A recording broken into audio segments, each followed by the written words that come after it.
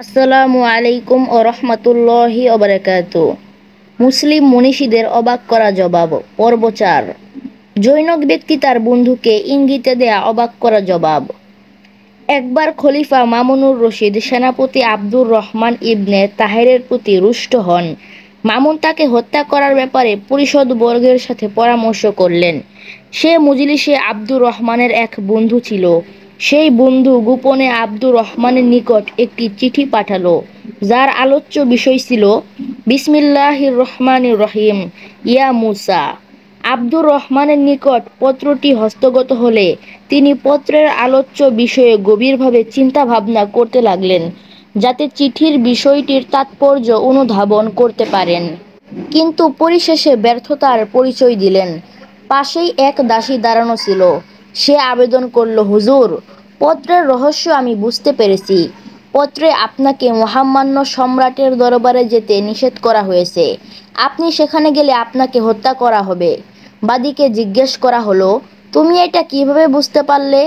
বাদী উত্তরে বলল, আসলে আপনার বন্ধুর লিখিত পত্রটি অতি সংক্ষিপ্ত।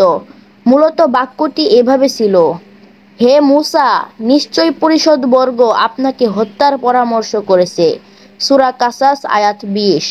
আয়াতে হযরত মুসা আলাইহিসসালামকে হত্যার জন্য ফেরাউন তার পরিষদ বর্গের সাথে পরামর্শ করেছিল। তখন হযরত মুসা আলাইহিসসালামের নিকট এক হিতাকাঙ্ক্ষী বন্ধু তাকে উপরোক্ত আয়াত দ্বারা অবহিত করেন। এতে হযরত মুসা আলাইহিসসালাম সতর্ক হয়ে যান। তাই আপনার বন্ধু কাসমিয়ার পর ইয়া মুসা বলে সেই দিকে ইঙ্গিত করেছেন। ইয়া মুসার পর পরবর্তী বাক্য লিখেননি। এর কারণ হলো তার ধারণা এটি প্রাপক বুঝতে পারবেন। তিনি তখন খলিফার দরবারে যাওয়ার জন্য দৃঢ় সংকল্প করেছিলেন, কিন্তু চিঠির মর্ম বুঝতে পেরে তিনি খলিফার দরবারে যাওয়া থেকে বিরত রইলেন। হযরত আব্বাস রাদিয়াল্লাহু আনহু এর অবাক করা জবাব। বলা বাহুল্য যে হযরত আব্বাস রাদিয়াল্লাহু আনহু রসুলে আকরাম সাল্লাল্লাহু আলাইহি ওয়াসাল্লামের আপন চাচা ছিলেন এবং উচ্চমানের সাহাবীও বটে। বয়সে তিনি রাসূলুল্লাহ সাল্লাল্লাহু আলাইহি ওয়াসাল্লামের চেয়ে ২ বছরের বড় ছিলেন। বর্ণিত আছে, হযরত আব্বাস রাদিয়াল্লাহু আনহু এর চিৎকার ১০ মাইল পর্যন্ত যেত। এছাড়াও তিনি আরও অনেক বৈশিষ্ট্যের অধিকারী ছিলেন। যাই হোক, এবার শুনুন হযরত আব্বাস রাদিয়াল্লাহু আনহু এর অবাক করা জবাব। একবার কোনো এক ব্যক্তি হযরত আব্বাস রাদিয়াল্লাহু আনহুকে জিজ্ঞেস করল, আপনি বড় না হুজুর সাল্লাল্লাহু আলাইহি ওয়াসাল্লাম বড়? হযরত আব্বাস রাদিয়াল্লাহু আনহু চিন্তায় পড়ে গেলেন। আমি যদি বলি আমি বড়, তাহলে নবুয়াতের মর্যাদার খেলাফ হবে। আর যদি বিনয়ের সাথে আমি ছোট বলি, তাহলে মিথ্যা বলা হবে। তাই তিনি হিকমতের সাথে জবাব দিলেন, আমি তার চেয়ে বয়সে বড় এবং তিনি আমার চেয়ে ইলমে বড়। এরূপই ছিল সেই মহামনীষীদের জবাব, যারা হুজুর সাল্লাল্লাহু আলাইহি ওয়াসাল্লামের শানের খেলাফ কোনো কাজ করতেন না। হযরত ইবনে আব্বাস রাদিয়াল্লাহু আনহু এর অবাক করা জবাব। হযরত আব্দুল্লাহ ইবনে আব্বাস রাদিয়াল্লাহু আনহু হতে বর্ণিত হয়েছে যে, একবার রোম সম্রাটের পক্ষ থেকে হযরত আমিরে মুয়াবিয়া রাদিয়াল্লাহু আনহু এর খেদমতে একটি পত্র প্রেরণ করা হলো। পত্রে কয়েকটি প্রশ্নের উত্তর চাওয়া হয়েছিল। হযরত আমিরে মুয়াবিয়া রাদিয়াল্লাহু আনহু পত্রটি ফেরত পাঠিয়ে দেন এবং লিখে দেন যে, এই প্রশ্নগুলোর জবাব আমার জানা নাই। অতঃপর রোম সম্রাট পত্রটি হযরত আব্দুল্লাহ ইবনে আব্বাস রাদিয়াল্লাহু আনহু এর নিকট প্রেরণ করেন। হযরত ইবনে আব্বাস রাদিয়াল্লাহু আনহু পত্রে উল্লেখিত প্রশ্নগুলোর জ্ঞান গর্ভ উত্তর প্রদান করে রোম সম্রাটের নিকট পাঠিয়ে দেন। সেই আলোড়ন সৃষ্টিকারী পত্রটির উত্তর ছিল নিম্নরূপ। প্রশ্ন, কথার মধ্যে সর্বোত্তম বাক্য কোনটি? অতঃপর দ্বিতীয়, তৃতীয়, চতুর্থ ও পঞ্চম বাক্য কোনটি? উত্তর, কথার মধ্যে সর্বোত্তম বাক্য হলো লা ইলাহা ইল্লাল্লাহু। তবে শর্ত হলো এই যে, তা ইখলাস ও পরিপূর্ণ নিষ্ঠার সাথে হতে হবে। দ্বিতীয়, সৃষ্টির হৃদয় আপ্লুত প্রার্থনা বাক্য সুবহানাল্লাহি ওয়া বিহামদিহি। তৃতীয়, আলহামদুলিল্লাহি, এটা কৃতজ্ঞতা জ্ঞাপক বাক্য। চতুর্থ বাক্য আল্লাহু আকবার। পঞ্চম, লা হাওলা ওয়ালা কুওয়াতা ইল্লা বিল্লাহ। এই হলো সর্বোত্তম 5টি বাক্য। প্রশ্ন, পুরুষের মধ্যে সর্বাধিক মর্যাদাশীল ব্যক্তি কে? উত্তর, হজরত আদম আলাইহিসসালাম, কেননা আল্লাহ তাআলা তাকে স্বীয় কুদরতের হাতে তৈরি করেছেন এবং যাবতীয় বস্তুর নাম শিখিয়েছেন। প্রশ্ন, যারা মাতৃগর্ভে থাকার কষ্ট বরদাস্ত করেননি তারা কারা? উত্তর, যেসব ব্যক্তি বা প্রাণী মাতৃগর্ভে থাকার কষ্ট বরদাস্ত করেননি এদের সংখ্যা 4।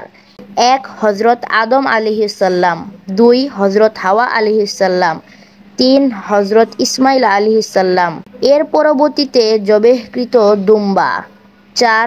হজরত সালেহ আলাইহিসসালাম এর উটনী যেটাকে আল্লাহ তাআলা পাথর থেকে সৃষ্টি করেছিলেন। কেহ কেহ বলেছেন হজরত মুসা আলাইহিসসালামের আশা বা লাঠিও এর অন্তর্ভুক্ত রয়েছে।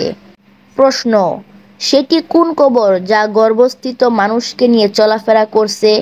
উত্তর, সেটি হলো হজরত ইউনুস আলাইহিসসালামের মাছ যা তাকে গিলে ফেলার পর তার পেটে ধারণ করে চলাফেরা করেছে। প্রশ্ন, মাহবারা এবং কাউস এই দুইটি কি জিনিস?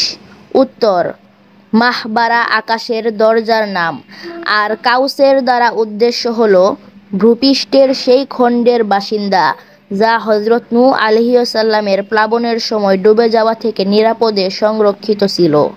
প্রশ্ন, পৃথিবীতে এমন একটি জায়গা আছে যেখানে একটি দিন মাত্র সূর্যের কিরণ পড়েছে, এর আগেও কোনো দিন সূর্যের কিরণ সেখানে পড়েনি এবং ভবিষ্যতেও কোনো দিন পড়বে না, সেটি কোন জায়গা? উত্তর, এটি হলো সমুদ্রের সেই জায়গা যেখানে হজরত মুসা আলাইহিসসালাম লাঠির দ্বারা আঘাত করার পর 12টি পথ হয়েছিল। অতঃপর তিনি বনী ইসরায়েল সহ সমুদ্র পার হয়ে গেলে পথগুলো আবার সমুদ্র গর্ভে বিলীন হয়ে গিয়েছিল। রোম সম্রাট তার প্রশ্নের জবাব সম্বলিত হজরত আবদুল্লাহ ইবনে আব্বাস রাদিয়াল্লাহু আনহু-এর পত্র পাঠ করে মন্তব্য করেছিলেন, এই প্রশ্নগুলোর উত্তর এমন ব্যক্তি দিতে পারেন যিনি নবীর পরিবারে প্রতিপালন হয়েছিলেন। রসুলে আকরাম সাল্লাল্লাহু আলাইহি ওয়াসাল্লামের অবাক করা জবাব। হজরত খালেদ ইবনে ওয়ালিদ রাদিয়াল্লাহু আনহু হতে বর্ণিত, একদা জৈনক বেদুইন হজরত নবী করিম সাল্লাল্লাহু আলাইহি ওয়াসাল্লামের খেদমতে হাজির হয়ে আরজ করল, ইয়া রাসূলুল্লাহ সাল্লাল্লাহু আলাইহি ওয়াসাল্লাম, আমি আপনার নিকট থেকে এমন কিছু বিষয় জানতে এসেছি যা আমার দুনিয়া ও আখিরাতের জন্য সর্বোত্তম পাথেয় হবে। উত্তরে হজরত নবী করিম সাল্লাল্লাহু আলাইহি ওয়াসাল্লাম বললেন, তুমি তোমার ভাবনা অনুযায়ী জিজ্ঞেস করতে পারো। বেদুইন বলল, আমি সর্বাপেক্ষা জ্ঞানী ব্যক্তি হতে চাই। হজরত রসুলে করিম সাল্লাল্লাহু আলাইহি ওয়াসাল্লাম বললেন, সর্বক্ষণ আল্লাহর ভয় মনের মধ্যে জাগ্রত রেখো, তবেই সর্বাধিক জ্ঞানের অধিকারী হতে পারবে। বেদুইন আবারও বলল, আমি সর্বাপেক্ষা ধনবান হতে চাই। রাসূলুল্লাহ সাল্লাল্লাহু আলাইহি ওয়াসাল্লাম বললেন, নিম্নতম আয়ে নিজেকে তুষ্ট রাখলে সর্বাপেক্ষা ধনী হতে পারবে। বেদুইন বলল, আমি সর্বাপেক্ষা ন্যায়পরায়ণ হতে চাই। রাসূলুল্লাহ সাল্লাল্লাহু আলাইহি ওয়াসাল্লাম বললেন, নিজের জন্য যা পছন্দ করবে অন্যর জন্যও তা পছন্দ করবে। বেদুইন বলল, আমি একজন ভালো মানুষ হতে চাই। রাসূলুল্লাহ সাল্লাল্লাহু আলাইহি ওয়াসাল্লাম বললেন, মানুষের জন্য উপকারী রূপে নিজেকে গড়ে তোলো, তাহলে উত্তম মানুষ রূপে পরিগণিত হতে পারবে। বেদুইন বলল, আমি একজন আল্লাহর প্রিয় বান্দা হতে চাই। রাসূলুল্লাহ সাল্লাল্লাহু আলাইহি ওয়াসাল্লাম বললেন, এমনভাবে ইবাদত করবে যেন তুমি তাকে দেখতে পাচ্ছ। যদি এতটুকু অর্জন করতে না পারো তবে মনে দৃঢ় প্রত্যয় সৃষ্টি করে রাখবে যেন আল্লাহ পাক তোমার প্রতিটি পদক্ষেপ দেখতে পাচ্ছেন। বেদুইন বলল, আমি চাই আমার ঈমান যেন পরিপূর্ণ হয়। রাসূলুল্লাহ সাল্লাল্লাহু আলাইহি ওয়াসাল্লাম বললেন, চরিত্র গড়ে তুলতে সচেষ্ট হও, ঈমানের পূর্ণতা আসবে। বেদুইন বলল, আমি আল্লাহর নিকট পাক পবিত্র অবস্থায় পৌঁছাতে চাই। রাসূলুল্লাহ সাল্লাল্লাহু আলাইহি ওয়াসাল্লাম বললেন, যত্নের সহিত ফরজ গোসল সমাধা করবে, আল্লাহর নিকট সকল প্রকার পাপ পঙ্কিলতা থেকে পবিত্র হয়ে যাওয়ার তৌফিক লাভ করতে পারবে। বেদুইন বলল, আমি আল্লাহর অনুগত বান্দা হতে চাই। রাসূলুল্লাহ সাল্লাল্লাহু আলাইহি ওয়াসাল্লাম বললেন, প্রতিটি ফরজ কাজ নিষ্ঠার সাথে পালন করো, অনুগত বান্দার স্তরে উন্নত হতে পারবে। বেদুইন বলল, আমি হাসরের ময়দানে আলোকোজ্জ্বল পরিবেশে উঠতে চাই। রাসূলুল্লাহ সাল্লাল্লাহু আলাইহি ওয়াসাল্লাম বললেন, কারো সহিত দুশমনি করো না এবং কারো উপর অত্যাচার করো না, তাহলে আলোকময় পরিবেশে ওঠার সৌভাগ্য হবে। বেদুইন বলল, আমার আকাঙ্ক্ষা আল্লাহ যেন আমার উপর রহম করেন। রাসূলুল্লাহ সাল্লাল্লাহু আলাইহি ওয়াসাল্লাম বললেন, অধিক ইস্তেগফার পড়তে থাকো, তোমার গুনাহ হ্রাস পাবে। বেদুইন বলল, আমি মানুষের মধ্যে সম্মানিত হতে চাই। রাসূলুল্লাহ সাল্লাল্লাহু আলাইহি ওয়াসাল্লাম বললেন, তুমি কোনো অভাব অভিযোগ মানুষের নিকট প্রকাশ করিও না, তাহলে সর্বাধিক সম্মানের অধিকারী হতে পারবে। বেদুইন বলল, আমি সর্বাধিক শক্তিমান হতে চাই। রাসূলুল্লাহ সাল্লাল্লাহু আলাইহি ওয়াসাল্লাম বললেন, সর্ব বিষয়ে আল্লাহর উপর ভরসা রাখবে, তাহলে সর্বাধিক শক্তির অধিকারী হতে পারবে। বেদুইন বলল, আল্লাহ আমাকে যেন প্রচুর রিজিক দান করেন। রাসূলুল্লাহ সাল্লাল্লাহু আলাইহি ওয়াসাল্লাম বললেন, সব সময় পাক সাফ থাকতে সচেষ্ট থাকবে, আল্লাহ পাক তোমার রিজিক সুপ্রশস্ত করে দিবেন। বেদুইন বলল, আমি আল্লাহ ও তার রাসূল সাল্লাল্লাহু আলাইহি ওয়াসাল্লামের প্রিয় হতে চাই। রাসূলুল্লাহ সাল্লাল্লাহু আলাইহি ওয়াসাল্লাম বললেন, আল্লাহ ও তার রাসূল সাল্লাল্লাহু আলাইহি ওয়াসাল্লাম যা পছন্দ করেন তা পছন্দ করতে শেখো, তবেই আল্লাহ ও তার রাসূল সাল্লাল্লাহু আলাইহি ওয়াসাল্লামের প্রিয় পাত্র হতে পারবে। বেদুইন বলল, আমি হাসরের কঠিন দিনে আল্লাহর অসন্তুষ্টি থেকে মুক্ত থাকতে চাই। রাসূলুল্লাহ সাল্লাল্লাহু আলাইহি ওয়াসাল্লাম বললেন, আল্লাহর কোনো সৃষ্টির উপর ক্রোধান্বিত হইও না, হাসরে আল্লাহর ক্রোধ ও গজব থেকে মুক্তি পাবে। বেদুইন বলল, আমার আকাঙ্ক্ষা আল্লাহ পাক যেন আমার দোয়া সব সময় কবুল করেন। রাসূলুল্লাহ সাল্লাল্লাহু আলাইহি ওয়াসাল্লাম বললেন, হারাম খাবার থেকে বিরত থাকবে, আল্লাহ পাক তোমার দোয়া কবুল করবেন। বেদুইন বলল, আল্লাহ পাক যেন হাসরের ময়দানে আমার দোষ ত্রুটি গোপন রাখেন। রাসূলুল্লাহ সাল্লাল্লাহু আলাইহি ওয়াসাল্লাম বললেন, তোমার মুসলমান ভাইদের দোষ ত্রুটি গোপন রাখতে চেষ্টা করবে। বেদুইন বলল, আল্লাহর কাছে কোন সৎ কাজ সর্বাধিক বড় বলে বিবেচিত? রাসূলুল্লাহ সাল্লাল্লাহু আলাইহি ওয়াসাল্লাম বললেন, সৎ চরিত্র, বিনয়, নম্রতা এবং বিপদে ধৈর্য ধারণ করা। বেদুইন বলল, দুনিয়া ও আখেরাতে আল্লাহর গজব কিসে প্রশমিত করতে পারবে? রাসূলুল্লাহ সাল্লাল্লাহু আলাইহি ওয়াসাল্লাম বললেন, গোপন দান ও আত্মীয় স্বজনদের সাথে সৎ ব্যবহার বজায় রাখতে সচেষ্ট থাকা। বেদুইন বলল, পরকালে দোজখের আগুন কিসে নির্বাপিত করতে পারবে? রাসূলুল্লাহ সাল্লাল্লাহু আলাইহি ওয়াসাল্লাম বললেন, সব ধরনের বালা মুসিবতে ধৈর্য ধারণ করা। হযরত তাউস ইবনে কাইসান রহমতুল্লাহি আলাইহির অবাক করা জবাব। ক, উমাইয়া খলিফা হিশাম ইবনে আব্দুল মালেকের হাতে খিলাফতের দায়িত্ব যাওয়ার পর বিখ্যাত বুজুর্গ হযরত তাউস ইবনে কাইসান রহমতুল্লাহি আলাইহির সাথে তার কয়েকটি উল্লেখযোগ্য বৈঠক অনুষ্ঠিত হয়। তার একটি হলো, খলিফা হিশাম হজের উদ্দেশ্যে বাইতুল্লাহ শরীফ আসলেন। মসজিদে হারামে অবস্থানকালে তিনি মক্কায় অবস্থানকারী তার একান্ত আপন ব্যক্তিগণকে বললেন, আমাদের জন্য রাসূলুল্লাহ সাল্লাল্লাহু আলাইহি ওয়াসাল্লামের সাহাবীদের থেকে একজনকে খুঁজে নিয়ে এসো। তারা খলিফাকে বলল, হে আমিরুল মুমিনিন, সাহাবায়ে কেরাম তো একের পর এক তাদের রবের সাক্ষাতে চলে গেছেন, তাদের আর কেহই এখন বেঁচে নাই। খলিফা বললেন, তাহলে তাবেঈদের থেকে একজনকে নিয়ে এসো। অতঃপর তাউস ইবনে কাইসান রহমতুল্লাহি আলাইহিকে আনা হলো। তিনি খলিফার নিকট উপস্থিত হলেন। তার জুতা জোড়া খলিফার গালিচার পাশেই খুলে রাখলেন। তাকে আমিরুল মুমিনিন সম্বোধন না করে সালাম দিলেন। উপনাম না বলে তার নাম ধরে ডাকলেন। বসার অনুমতি দেওয়ার পূর্বেই বসে পড়লেন। খলিফা হিশাম ক্রোধে ফেটে পড়ছিল এবং ক্রোধের তীব্রতা তার দু চোখে প্রকাশ পাচ্ছিল। তা এজন্য যে তার আচরণে স্পষ্ট আস্পর্ধা প্রকাশ পাচ্ছিল এবং স্বভাব সদ্বৃদ্ধ ও অন্যান্যদের সামনে তার মর্যাদায় আঘাত প্রকাশ পাচ্ছিল। অল্পক্ষণ পরেই খলিফার মনে পড়ল তিনি মসজিদে হারামে অবস্থান করছেন। তিনি ক্রোধকে দমন করে হযরত তাউস রহমতুল্লাহি আলাইহিকে বললেন, হে তাউস, কিসের কারণে আপনি এ ধরনের আচরণ করলেন? হযরত তাউস রহমতুল্লাহি আলাইহি বললেন, আমি কি করেছি? খলিফা পুনরায় রেগে বললেন, আপনি আমার গালিচার পাশেই জুতা জোড়া খুলে রাখলেন। আমিরুল মুমিনিন সম্বোধন করে আমাকে সালাম দেননি, নাম ধরে আমাকে ডেকেছেন। উপনাম ব্যবহার করেননি। অতঃপর অনুমতি ছাড়াই আমার সামনে বসে পড়লেন। হযরত তাউস রহমতুল্লাহি আলী দৃপ্ত কণ্ঠে জবাব দিলেন, আমি আপনার গালিচার পাশে জুতা খুললাম, অথচ আমার মহান রবের সামনে প্রতিদিন 5 বার জুতা খুলি, তবুও তিনি আমাকে ধিক্কার দেন না এবং আমার উপর রাগ করেন না।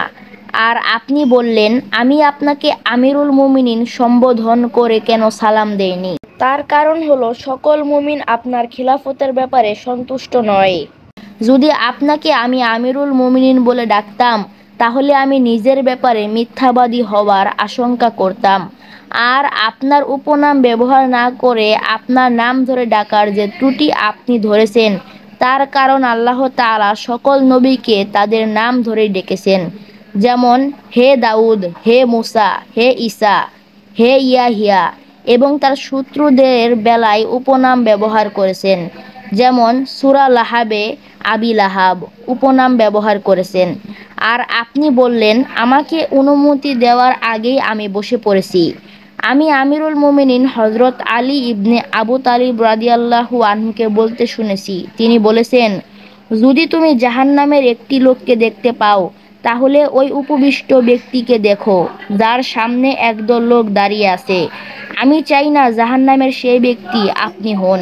হিশাম লজ্জিত হয়ে নীরবে মাথা নিচু করে থাকলো। অতঃপর মাথা তুলে বলল, হে আবু আব্দুর রহমান, আমাকে উপদেশ দিন। অতঃপর হযরত তাউস ইবনে কাইসান রহমতুল্লাহি আলী বললেন, আমি আলী ইবনে আবু তালিব রাদিয়াল্লাহু আনহুকে বলতে শুনেছি, তিনি বলেছেন, নিশ্চয়ই জাহান্নামে বিশাল স্তম্ভের ন্যায় দীর্ঘকায় সর্প আছে, খচ্চরের ন্যায় বড় বড় বিচ্ছু রয়েছে। সেগুলো প্রত্যেক এমন শাসককে দংশন করবে যারা তাদের প্রজাদের মাঝে ন্যায় বিচার করেনি। এরপর তাউস রহমতুল্লাহি আলী ফিরে চলে গেলেন। খ হযরত আব্দুল্লাহ ইবনে তাউস রহমতুল্লাহি আলী বলেন, একবার আমি আমার পিতার হযরত তাউস ইবনে কাইসান রহমতুল্লাহি আলীর সাথে ইয়ামান থেকে হজের উদ্দেশ্যে বের হলাম। আমরা এক শহরে পৌঁছালাম। সেখানে ইবনে নুজাইহ নামে এক শাসক ছিল। সে বড় ঘৃণ্য শাসক ছিল। সত্যের বিরুদ্ধে দুঃসাহস দেখাতো এবং বাতিলের মাঝে ডুবে থাকতো। আমরা নামাজ আদায় করার জন্য শহরের মসজিদে গেলাম। এদিকে ইবনে নুজাইহ আমার পিতার আগমনের খবর জানতে পেরে মসজিদে এসে হাজির হলো এবং তার সামনে বসে তাকে সালাম দিল। কিন্তু আমার পিতা তার সালামের উত্তর দিলেন না, বরং উল্টো তার দিক পিঠ করে বসলেন। অতঃপর সে আমার পিতার ডান দিকে এসে তার সাথে কথা বলতে চাইল। আমার পিতা মুখ ফিরিয়ে নিলেন। আবার সে বাম দিকে এসে কথা বলতে চাইল। আমার পিতা এবারও তার দিক থেকে মুখ ফিরিয়ে নিলেন। এটা দেখার পর আমি তার কাছে গিয়ে দাঁড়ালাম, তার দিকে হাত বাড়িয়ে তাকে সালাম দিলাম এবং বললাম, নিশ্চয় আমার পিতা আপনাকে চিনতে পারেননি। ইবনে নুজাইহ বলল, আপনার পিতা অবশ্যই আমাকে চিনতে পেরেছেন, আর তিনি আমার সাথে যে আচরণ করলেন তা তো আপনি দেখলেন। অতঃপর সে নীরবে চলে গেল, কিছুই বলল না। বাড়িতে ফিরে আসার পর আমার দিকে তাকিয়ে বললেন, হে নির্বোধ, এদের অনুপস্থিতিতে তো খুব কঠোর ভাষায় এদের নিন্দা করো, অথচ তারা সামনে এলেই নম্রভাষী হয়ে যাও। এটা কি মুনাফিকি নয়? জৈনক মুসলিম মনীষীর অবাক করা জবাব। হযরত তাউস ইবনে কাইসান রহমতুল্লাহি বর্ণনা করেন, একবার আমি হজ ব্রত পালনের ইচ্ছায় মক্কায় ছিলাম। হাজ্জাজ ইবনে ইউসুফ সাকাফি আমাকে ডেকে পাঠালো। তার কাছে যাওয়ার পর সে আমাকে অভিবাদন জানিয়ে তার কাছে বসালো। হেলান দেওয়ার জন্য আমার দিকে বালিশ এগিয়ে দিল। অতঃপর হজ ও অন্যান্য বিষয়ের বিভিন্ন সমস্যার সমাধান সম্পর্কে আমার কাছে জানতে লাগলো। আমরা কথাবার্তা বলছি। ইত্যবসরে হাজ্জাজ ইবনে ইউসুফ বাইতুল্লাহর তাওয়াফরত এক ব্যক্তিকে লাব্বাইক লাব্বাইক বলতে শুনল। তার সুউচ্চ আওয়াজ সকল হৃদয়কে আন্দোলিত করে তুলছে। হাজ্জাজ বলল, এই তালবিয়া পাঠকারীকে আমার কাছে নিয়ে আসো। তাকে হাজ্জাজের কাছে নিয়ে এলে হাজ্জাজ বলল, তুমি কে? লোকটি বলল, আমি একজন সাধারণ মুসলমান।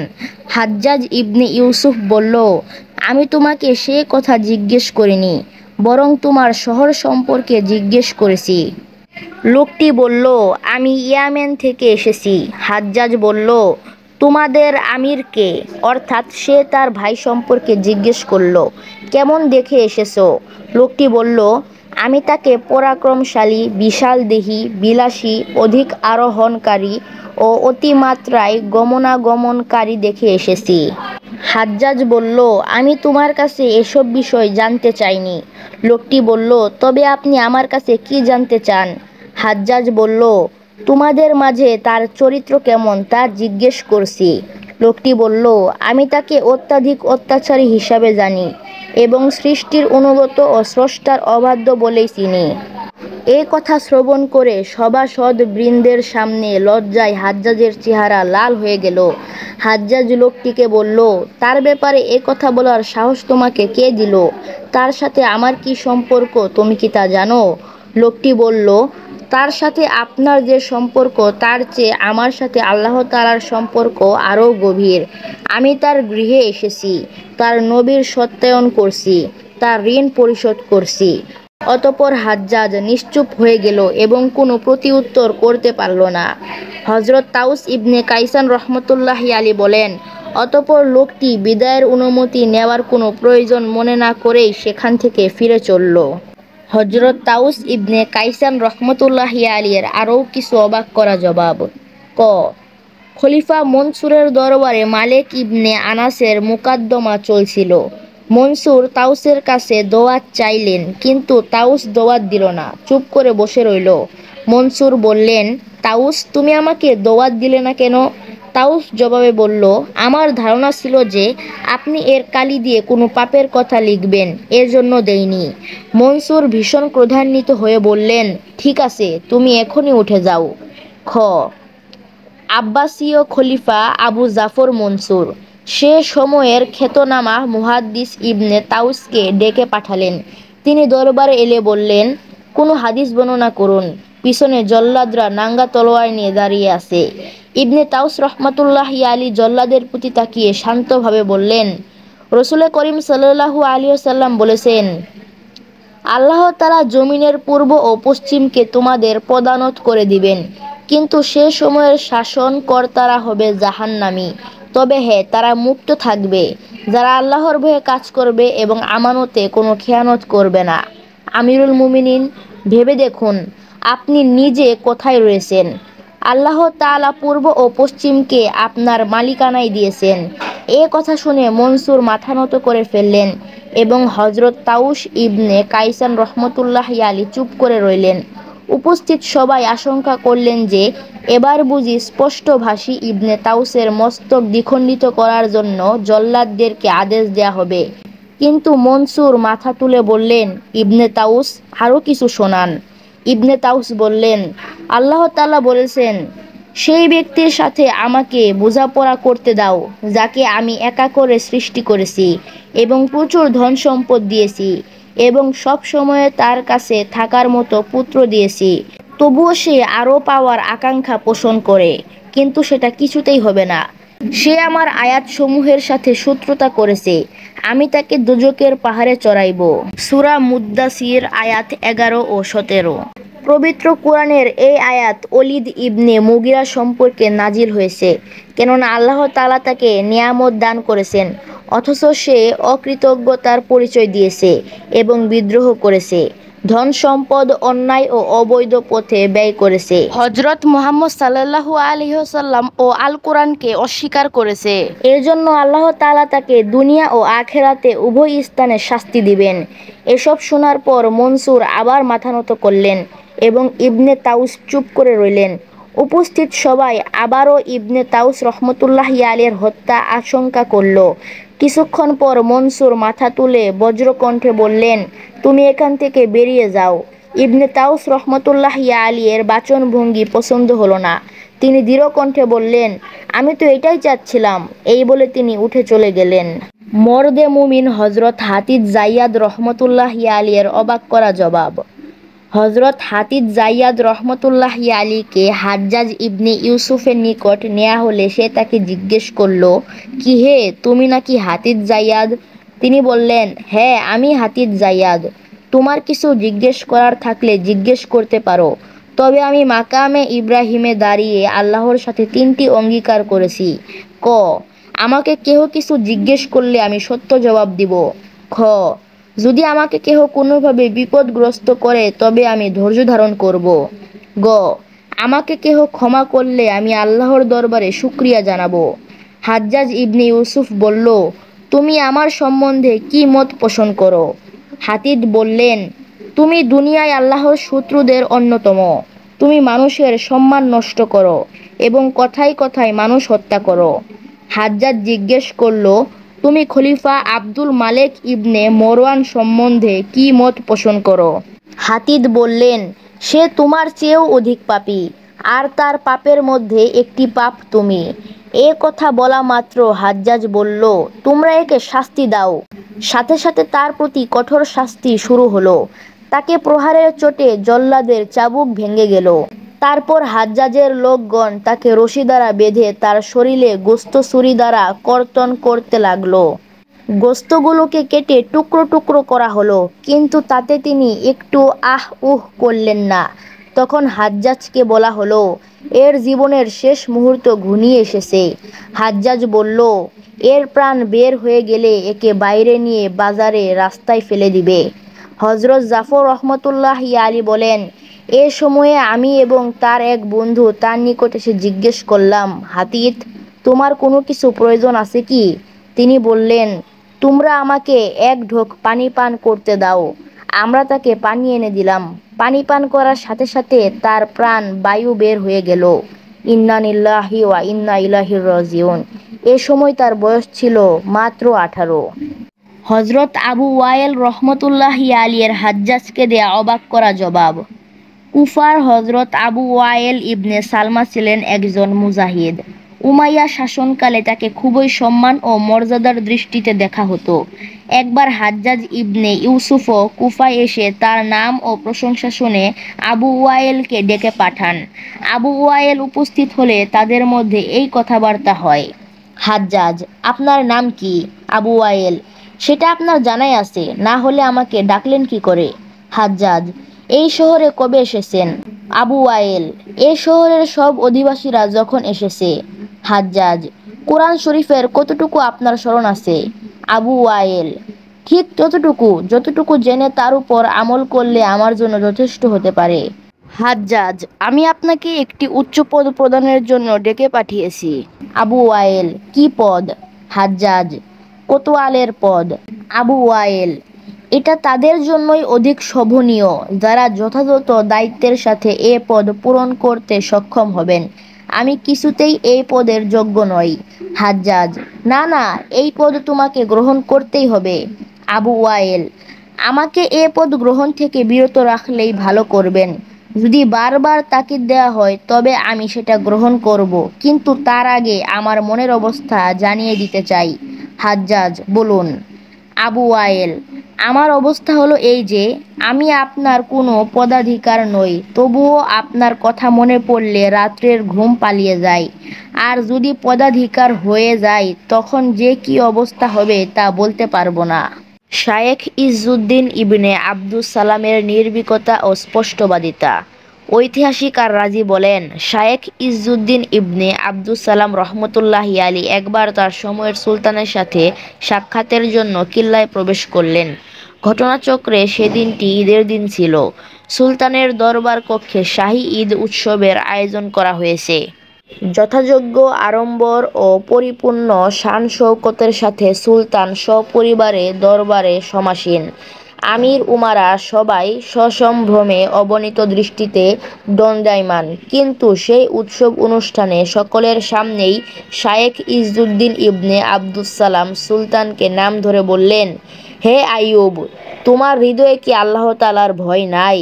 হাসরের দিন শক্তিমান আল্লাহ তাআলা যখন জিজ্ঞেস করবেন, আমি তোমাকে মিশরের ক্ষমতায় অধিষ্ঠিত করেছিলাম, সেখানে তুমি অবাধে মদ্যপানের অনুমতি দিয়েছিলে। হে আইয়ুব, তখন তুমি কি জবাব দিবে? একবারও কি তুমি ভেবে দেখেছো? সুলতান বিস্ময়ের সাথে জানতে চাইলেন, সত্যিই কি এমন হচ্ছে? শায়েখ পাল্টা প্রশ্ন করলেন, তবে কি আমি মিথ্যে বলছি? অমুক দোকানে তো প্রকাশ্যে মদ বিক্রি হচ্ছে, এর সাথে আরও অনেক খারাপ কর্মকাজ সেখানে চলছে। আর তুমি যে মিশর অধিপতি, হেরেমের ভোগ লালসায় ও বিলাস লিপসায় আকণ্ঠ ডুবে রয়েছ। এভাবে বেশ উচ্চস্বরে কয়েকটি কথা আমাদের শায়েখ বলে যাচ্ছিলেন, আর রুদ্ধশ্বাসে দণ্ডায়মান উপস্থিত উৎকণ্ঠিত দরবারীরা তা শুনে যাচ্ছিলেন। শায়েখের অভিযোগের শেষে কিঞ্চিত কৈফিয়তের সুরে সুলতান বললেন, কিন্তু এটা তো আমার পিতার আমল থেকেই চলে আসছে। মুহূর্ত বিলম্ব না করে শায়েখ পবিত্র কুরআনের আয়াত পাঠ করলেন। তখন তারা বলে, কখনো না, আমরা তো সেই বিষয়েই অনুসরণ করব যাতে আমরা আমাদের বাপ দাদাদেরকে দেখেছি। সূরা বাকারা আয়াত ১৭০। তুমি কি তাদের দলভুক্ত হতে চাও? জলৎ গম্ভীর স্বরে শায়েখের কণ্ঠে পবিত্র কুরআনের আয়াত শোনা মাত্রই সুলতানের মনে অপরাধ বোধ জেগে উঠল এবং সে মুহূর্তেই তিনি উক্ত দোকান উচ্ছেদ ও উহার মালিকদেরকে গ্রেফতারের নির্দেশ দিলেন।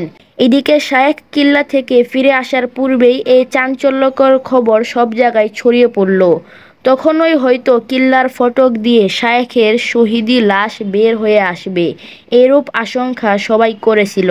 কিন্তু তাকে নিরাপদে ফিরে আসতে দেখে উৎফুল্ল জনতা আল্লাহর কৃতজ্ঞতা জ্ঞাপন করল।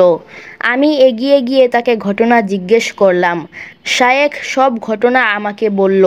প্রিয় বন্ধু, আমি যখন দরবারের শান শৌকত এবং সুলতানের পুলকিত ভাবসাব দেখলাম, তখন আমার ধারণা হলো যে মৃদু তিরস্কারের মধ্যে তার কল্যাণ নিহিত রয়েছে, অন্যথায় হয়তো তার প্রবৃত্তি তার অনিষ্ট করতে উদ্যত হবে।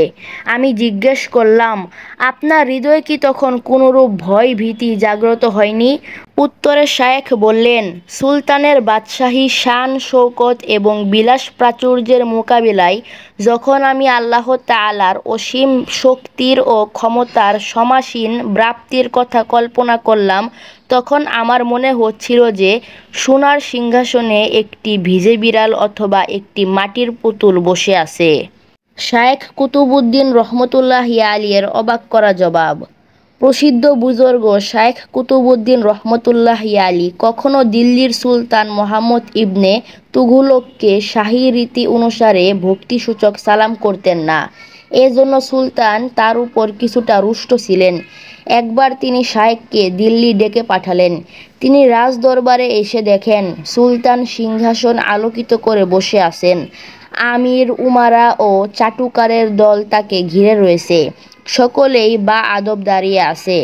সকলের চোখে মুখে ভীতি ও সম্ভ্রমের ছায়া সুস্পষ্ট। শায়েখের সাথে তার বালক পুত্র নূর উদ্দিনও ছিল।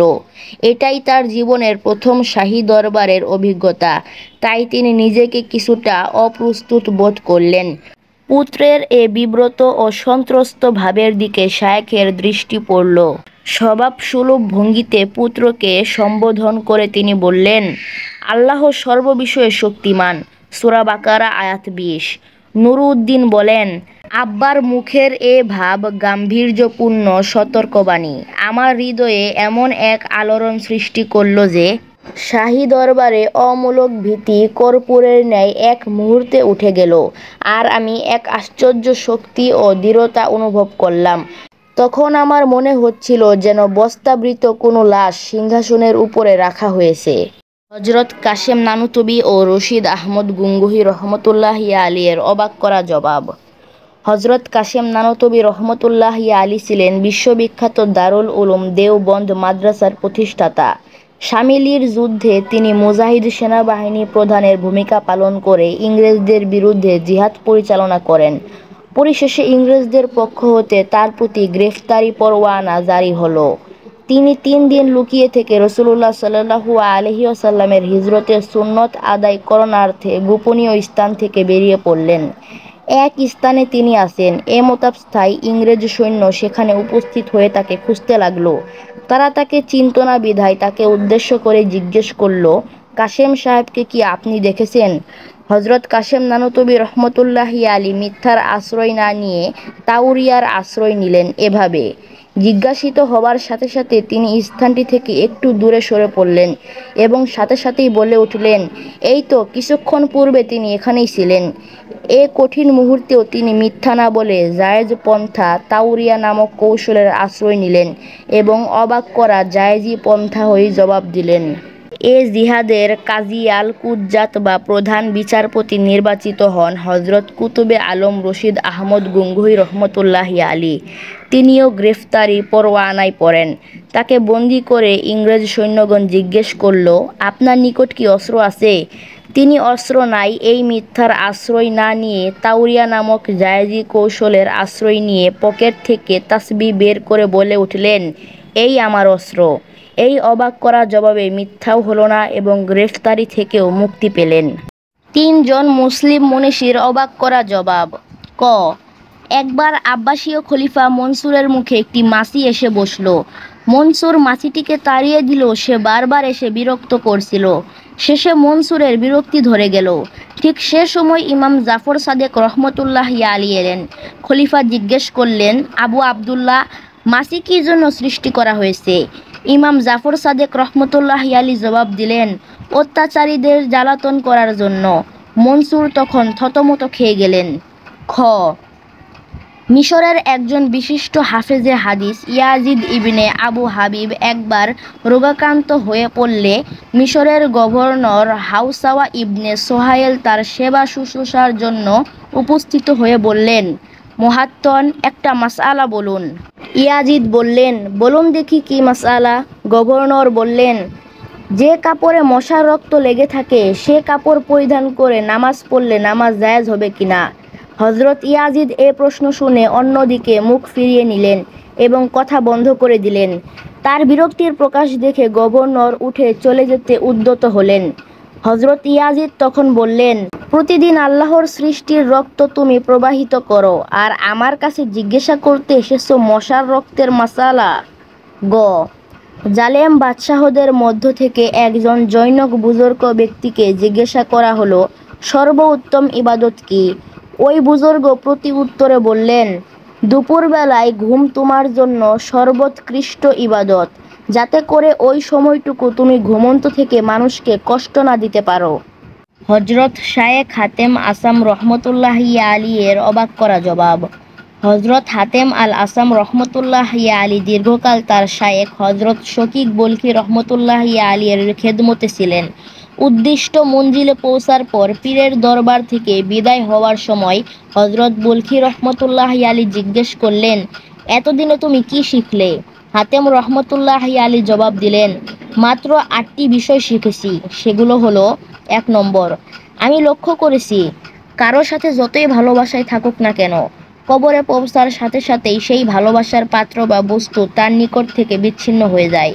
একমাত্র সৎকর্মই এমন একটি বস্তু যা কবরেও সাথে যায়।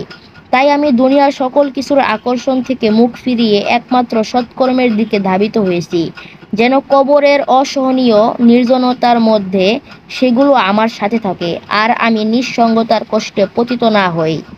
2 নম্বর, যেদিন আমি মুমিন ব্যক্তির গুণ বৈশিষ্ট্য সম্পর্কিত আল্লাহর বাণী শুনেছি যে প্রকৃত মুমিনগণ নিজের মনকে প্রবৃত্তির উস্কানি থেকে বিরত রাখে, সেদিন থেকেই আমি আমার মনকে সর্বপ্রকার পার্থিব স্বাদ আহ্লাদের আকর্ষণ থেকে মুক্ত করে একমাত্র আল্লাহর প্রতি ধাবিত করেছি। শেষ পর্যন্ত আমার সমগ্র চৈতন্য তার অভিপ্রায়ের মধ্যে গিয়ে স্থির হয়েছে। 3 নম্বর, আমি লক্ষ্য করেছি কারো নিকট কোনো মূল্যবান বস্তু থাকলে সেটাকে সে সর্বপ্রযত্নে হিফাজত করে থাকে। পাশাপাশি আল্লাহর কালাম যেদিন আমার কানে এসেছে যে তোমার অধিকারে যা আছে সে সবই ধ্বংসপ্রাপ্ত হবে, অবশিষ্ট থাকবে একমাত্র ওই সবই যা রয়েছে আল্লাহর হেফাজতে, সেদিন থেকে আমার হাতে মূল্যবান যা কিছুই এসেছে সেটি আমি আল্লাহর হেফাজতে দিয়ে নিশ্চিত হয়েছি, অর্থাৎ সদকা করে দিয়েছি। 4 নম্বর, আমি লক্ষ্য করেছি মানুষ ধন সম্পদ এবং মান সম্মানের পেছনেই সর্বক্ষণ ছুটে বেড়ায়। অপরদিকে আল্লাহর কালামে এসেছে যে তোমাদের মধ্যে তারাই সর্বাপেক্ষা সম্মানী যারা সর্বাধিক মুত্তাকি। কাজেই সেদিন থেকে আমি পরিপূর্ণ তাকওয়া পরহেজগারির জীবন গ্রহণ করেছি, যেন মানুষের নিকট ক্ষণস্থায়ী মর্যাদা পাওয়ার চাইতে আল্লাহর নিকট মর্যাদা পাওয়ার যোগ্য বিবেচিত হতে পারি। 5 নম্বর, আমি লক্ষ্য করেছি লোকেরা পরস্পরের মধ্যে ধন সম্পদে নিয়ে হিংসা বিচ্ছেদে লিপ্ত হয়। যেদিন আল্লাহর এই কালামের উপর আমার দৃষ্টি পড়েছে যে তোমাদের মধ্যে জীবনোপকরণ আমি বন্টন করে থাকি, সেদিন থেকে আর কাউকে আমি হিংসা করিনি এবং হিংসার কথা সম্পূর্ণরূপে ভুলে গেছি। 6 নম্বর, আমি একজন আরেকজনকে শত্রু ভেবে পরস্পর শত্রুতা করতে দেখেছি, কিন্তু যেদিন আল্লাহর কালাম শুনলাম যে শয়তান তোমাদের সুনিশ্চিত দুশমন, সেদিনই আমি আমার প্রকৃত শত্রুকে চিহ্নিত করে নিজের সকল শক্তি শয়তানের প্রতি শত্রুতা সাধনে নিয়োজিত করেছি। 7 নম্বর, আমি লক্ষ্য করেছি অনেকেই জীবিকা অর্জনের প্রতিযোগিতায় নিজেকে লাঞ্ছিত করতেও কুণ্ঠিত করে না।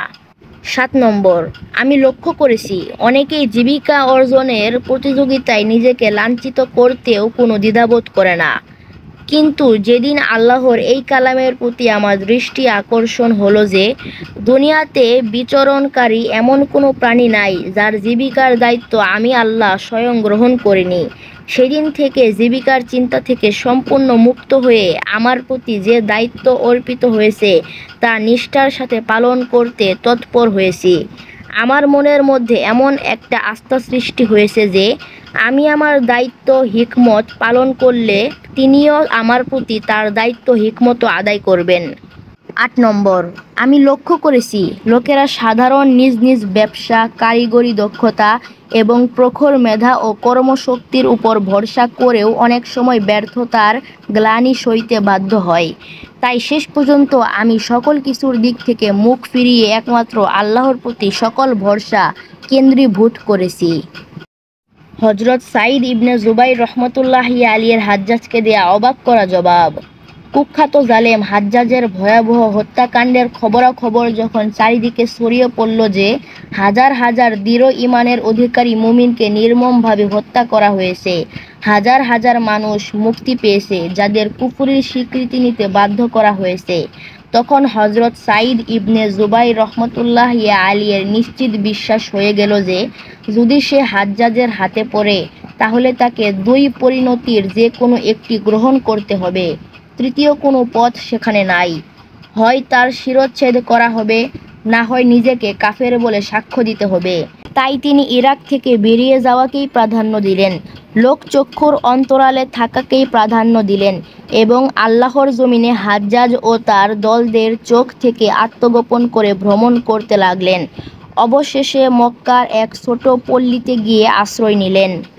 এমনিভাবে পূর্ণ 10টি বছর কেটে গেল, যা হাজ্জাজের অন্তরে প্রজ্বলিত আগুন নিভে যাওয়া এবং তার হৃদয়ের হিংসা মিটে যাওয়ার জন্য যথেষ্ট। কিন্তু হঠাৎ এমন একটি ঘটনা ঘটল যা কেহ আশা করেনি। ঘটনাটি হলো মক্কার বনু উমাইয়ার এক নতুন গভর্নর এলো, যার নাম খালেদ ইবনে আবদুল্লাহ কাসরি।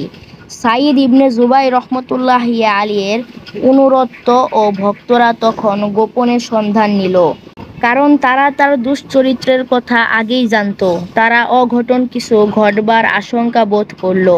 তাদের কেহ কেহ সাঈদ ইবনে জুবাইর রহমতুল্লাহি আলাইহির নিকট এসে বলল, এই যে লোকটি মক্কায় এলো, আপনার ব্যাপারে কিন্তু আমরা তাকে নিরাপদ মনে করছি না, সুতরাং আপনি আমাদের অনুরোধ রাখুন, চলুন আমরা মক্কা থেকে অন্য কোথাও চলে যাই। হযরত সাঈদ ইবনে জুবাইর রহমতুল্লাহি আলাইহি তখন বললেন, আল্লাহর শপথ করে বলছি, আমি অনেক পালিয়ে বেরিয়েছি, এখন আমি আল্লাহর থেকে লজ্জাবোধ করছি।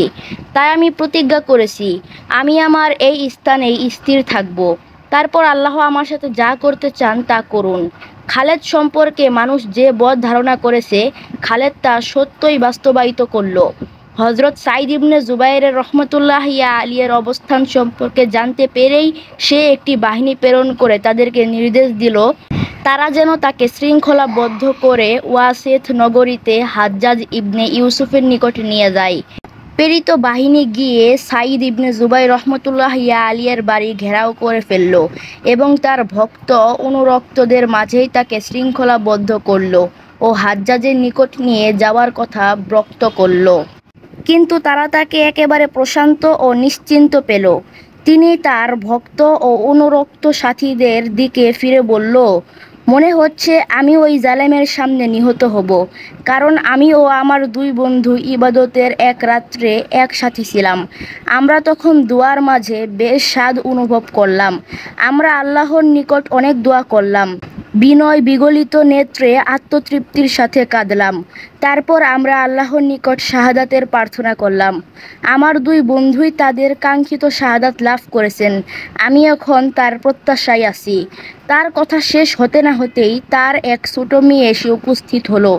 মেয়েটি তাকে শৃঙ্খলাবদ্ধ অবস্থায় দেখতে পেল আর দেখল সৈন্যরা তাকে টেনে নিয়ে যাচ্ছে। মেয়েটি তখন তাকে আঁকড়ে ধরল এবং চিৎকার করে কাঁদতে লাগলো। তিনি তখন তাকে কোমল হাতে সরিয়ে দিয়ে বললেন, হে মেয়ে, তোমার মাকে গিয়ে বলো আমরা জান্নাতে গিয়ে মিলিত হব ইনশাআল্লাহ। তারপর তিনি চলে গেলেন। সুবিজ্ঞ আলেম, আবেদ, মুত্তাকি, পরহেজগার ও গভীর জ্ঞানের অধিকারী হজরত সাঈদ ইবনে জুবাইর রহমতুল্লাহি আলীকে নিয়ে সৈন্যবাহিনী ওয়াসেত নগরীতে পৌঁছালো এবং তাকে হাজ্জাজের নিকট নিয়ে গেল। হাজ্জাজ হিংসা ও বিস্বাদ ভরা দৃষ্টি ফেলে বলল, তোমার নাম কি? তিনি বললেন, সাঈদ ইবনে জুবাইর, মানে জুরাদানকারীর পুত্র ভাগ্যবান। হাজ্জাজ বলল, বরং সাকি ইবনে কসাইর, মানে ভঙ্গকারীর পুত্র হতভাগ্য।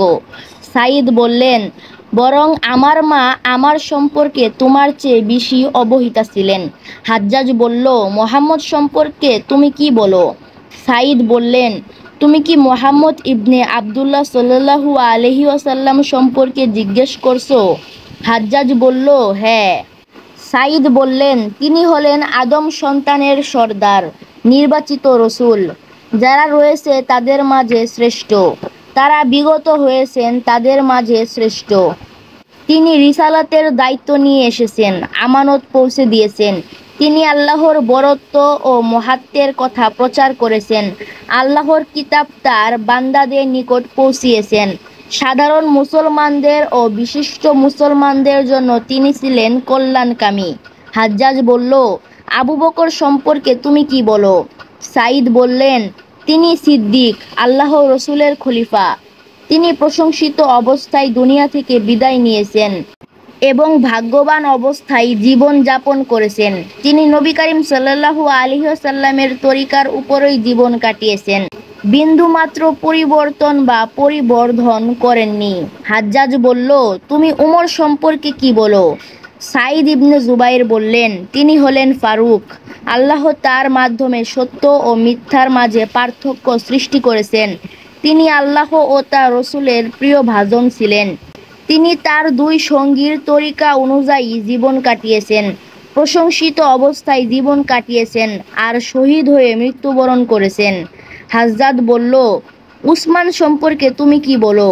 সাঈদ ইবনে জুবাইর বললেন, তিনিও তাবুক যুদ্ধে যুদ্ধ সামগ্রীর ব্যবস্থা করেছিলেন, রুমা কূপ খনন করেছিলেন, জান্নাতে নিজের জন্য একটি বাড়ি ক্রয় করেছিলেন, পর্যায়ক্রমে রসুলের দুই মেয়ের স্বামী ছিলেন।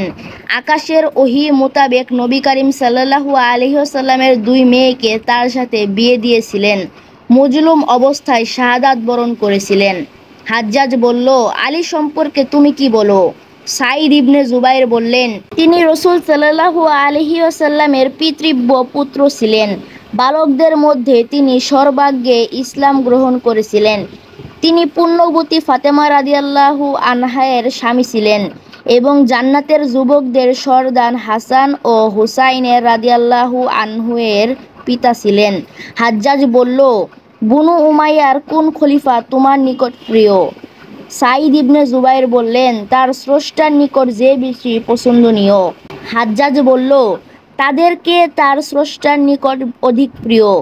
সাঈদ ইবনে জুবাইর বললেন, তার জ্ঞান মতো একমাত্র ওই সত্তার নিকট আছে যিনি তাদের গোপন ও প্রকাশ্য সব কিছু জানেন। হাজ্জাজ বলল, আমার সম্পর্কে তুমি কি বলো? সাঈদ ইবনে জুবাইর বললেন, তা তুমি তোমার সম্পর্কে বেশি জ্ঞাত। হাজ্জাজ বলল, বরং তোমার মতামত জানতে চাই। সাঈদ ইবনে জুবাইর বললেন, তাহলে তুমি আমাকে কষ্ট দিবে, আনন্দ দিবে না। হাজ্জাজ বলল, অবশ্যই আমাকে তোমার মতামত শুনতে হবে। সাঈদ ইবনে জুবাইর বললেন, আমি জানি তুমি আল্লাহর কিতাবের বিরোধী। তুমি এমন সব কাজ করো যা মানুষের মাঝে আতঙ্ক সৃষ্টি করে আর তোমাকে ধ্বংসে নিক্ষেপ করে, তোমাকে জাহান্নামের দিকে ঠেলে নিয়ে যায়। হাজ্জাজ বলল, সাবধান, আল্লাহর কসম, অবশ্যই আমি তোমাকে হত্যা করব। সাঈদ ইবনে জুবাইর বললেন, তাহলে তুমি আমার ইহজীবনকে কষ্ট করে দিলে আর তোমার পরকালকে ধ্বংস করে দিলে। হাজ্জাজ বলল, তুমি কোন পদ্ধতির মৃত্যুকে বরণ করবে তা বলো। সাঈদ ইবনে জুবাইর বললেন, বরং হে হাজ্জাজ, তুমি তা নিজের জন্য গ্রহণ করো। আল্লাহর কসম করে বলছি, তুমি আমাকে যে পদ্ধতিতে হত্যা করবে আল্লাহ তোমাকে পরকালে সে পদ্ধতিতেই শাস্তি দিবেন। হাজ্জাজ বলল, তুমি কি চাও, আমি তোমাকে ক্ষমা করে দিব? সাঈদ ইবনে জুবাইর বললেন, যদি ক্ষমা হয় তবে তা আল্লাহর পক্ষ হতে, তোমার পক্ষ থেকে আমি কোনো ক্ষমা চাই না। হাজ্জাজ এবার অত্যন্ত ক্ষিপ্ত হয়ে বলল, হে জল্লাদ, তরবারি আর চামড়ার বিছানাটি নিয়ে এসো। সাঈদ ইবনে জুবাইর রহমতুল্লাহি আলী তখন মিটমিট করে হাসতে লাগলেন। তখন হাজ্জাজ বলল, তুমি হাসছো কেন? সাঈদ ইবনে জুবাইর বললেন, আমার আল্লাহর সামনে তোমার দুঃসাহসিকতা আর তোমার ব্যাপারে আল্লাহর সহনশীলতা দেখে আমি বিস্মিত হচ্ছি। হাজ্জাজ বলল, হে জল্লাদ, তাকে হত্যা করো। সাঈদ ইবনে জুবাইর রহমতুল্লাহি আলী তখন কেবলামুখী হয়ে বললেন, আমি একনিষ্ঠভাবে তাহার দিকে মুখ ফিরিয়াতেছি যিনি আকাশ মণ্ডলী ও পৃথিবী সৃষ্টি করেছেন, এবং আমি মুশরিকদের অন্তর্ভুক্ত নহি। সূরা আনআম আয়াত ৭৯।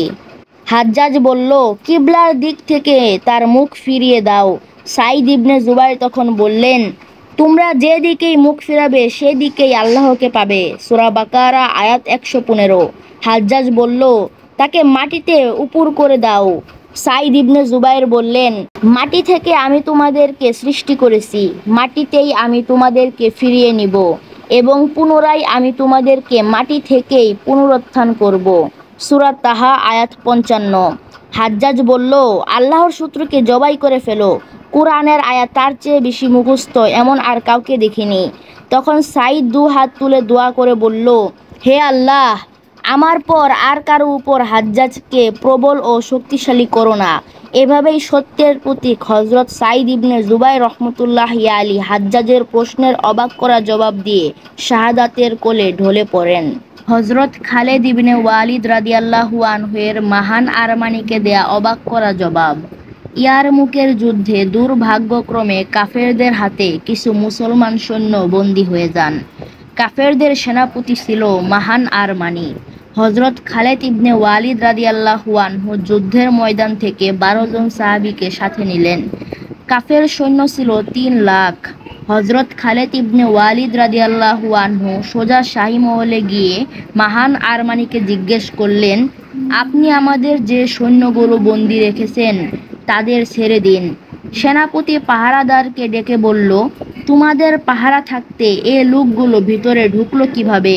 তারা বলল, পাহারা ছিল, কিন্তু খালেদের তরবারি ঘোরানো দেখে ভয়ে ছেড়ে দিয়েছি।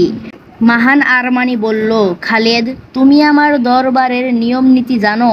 নিয়ম হলো মাথা নত করে আমাকে শ্রদ্ধা করতে হবে। হযরত খালেদ ইবনে ওয়ালিদ রাদিয়াল্লাহু আনহু বললেন, মুসলমান আল্লাহ ছাড়া আর কারো সামনে মাথা নত করতে জানে না। হযরত খালেদ রাদিয়াল্লাহু আনহু-এর বক্তব্য শুনে সেনাপতি মাহান আরমানি ভীষণ রাগে ক্ষোভে খেপে গিয়ে উচ্চস্বরে ডাক দিল, কে আছো? এই মুহূর্তে একে অ্যারেস্ট করো। সেনাপতির অর্ডার শুনে হযরত খালেদ ইবনে ওয়ালিদ রাদিয়াল্লাহু আনহু বললেন, মাহান, তুমি আমাকে অ্যারেস্ট করবে? ওই দিন বেশি দূরে নয় যেই দিন তোমার গলায় রশি লাগিয়ে টেনে হেঁচড়ে মদিনায় হযরত ওমর রাদিয়াল্লাহু আনহু-এর পায়ের নিচে তোমাকে ছুঁড়ে ফেলবো। এ কথায় সেনাপতি তেলে বেগুনে জ্বলে উঠে বলল, এত বড় সাহস, আমার সামনে এত বড় স্পর্ধা! এই কে আছো? একে অ্যারেস্ট করো। হযরত খালেদ ইবনে ওয়ালিদ রাদিয়াল্লাহু আনহু ১২ জন সাথীদের উদ্দেশ্যে চিৎকার করে বললেন, হে মুহাম্মদ সাল্লাল্লাহু আলাইহি ওয়াসাল্লামের সাহাবাগণ, তোমরা রাসূলুল্লাহ সাল্লাল্লাহু আলাইহি ওয়াসাল্লামের সাথে বহু যুদ্ধ করেছো। আজকে ৩ লাখ সৈন্যের সামনে আমরা দাঁড়িয়ে আছি। শত্রু সেনাপতির অর্ডার আমাদেরকে গ্রেফতার করার। তোমরা ১২ জন তরবারি উঠাও, মাথা নত করবে না, টুকরো টুকরো হয়ে যাবে। হাউসে কাউসারে তোমাদের সাথে দেখা হবে। নারায়ে তাকবীর বলে কাফেরদের উপর একসাথে ঝাঁপিয়ে পড়ো। হযরত খালেদ ইবনে ওয়ালিদ রাদিয়াল্লাহু আনহু-এর বীরত্বপূর্ণ ও তেজদীপ্ত ভাষণে ভীত হয়ে সেনাপতি মাহান আরমানি বলল, আমার ভুল হয়ে গেছে, মাফ করে দাও, এখনই আমি বন্দীদের মুক্ত করে দিচ্ছি। হযরত উমর রাদিয়াল্লাহু আনহুর মুনাফিককে দেয়া অবাক করা জবাব। একজন ইহুদি আর একজন মুনাফিক রাসূলুল্লাহ সাল্লাল্লাহু আলাইহি ওয়াসাল্লামের কাছে বিচার নিয়ে এলো। প্রকৃতপক্ষে এই বিবাদী ইহুদি হকের উপর ছিল, মুনাফিক ছিল মিথ্যার উপর। রাসূলুল্লাহ সাল্লাল্লাহু আলাইহি ওয়াসাল্লাম সব শুনে রায় দিয়ে দিলেন ইহুদির পক্ষে। মুনাফিক সেখান থেকে বেরিয়ে এসে ইহুদিকে নিয়ে গেল হযরত উমর রাদিয়াল্লাহু আনহুর কাছে। মুনাফিক হযরত উমর রাদিয়াল্লাহু আনহুকে বলল, আপনি আমাদের মাঝে বিবাদের মীমাংসা করে দিন। এ সময় হযরত উমর রাদিয়াল্লাহু আনহুকে ইহুদি বলল, হুজুর, এই বিচার তো মুহাম্মদ সাল্লাল্লাহু আলাইহি ওয়াসাল্লাম করে দিয়েছেন। হযরত উমর রাদিয়াল্লাহু আনহু এ কথা শুনে আবারও জিজ্ঞেস করলেন, তিনি কি বিচার করেছেন? ইহুদি বলল, তিনি আমার পক্ষে রায় দিয়েছেন। হযরত উমর ফারুক রাদিয়াল্লাহু আনহু বলল, একটু দাঁড়াও, আমি ভিতর থেকে আসছি। কিছুক্ষণের মাঝেই তিনি ঘর থেকে একটা তরবারি নিয়ে বের হয়ে আসলেন এবং মুনাফিককে বললেন, তুমি আমার সামনে আসো। ইহুদিকে বললেন, তুমি একটু দূরে সরে যাও। হযরত উমর ফারুক রাদিয়াল্লাহু আনহু তরবারি দিয়ে মুনাফিকের গর্দান কেটে দেহ থেকে মাথা বিচ্ছিন্ন করে ফেললেন এবং বললেন, যে ব্যক্তি রাসূলুল্লাহ সাল্লাল্লাহু আলাইহি ওয়াসাল্লামের বিচার মানে না, তার বিচার আমার নিকট এমনই হয়ে থাকে। আসসালামু আলাইকুম ওয়া রাহমাতুল্লাহি ওয়া বারাকাতুহু।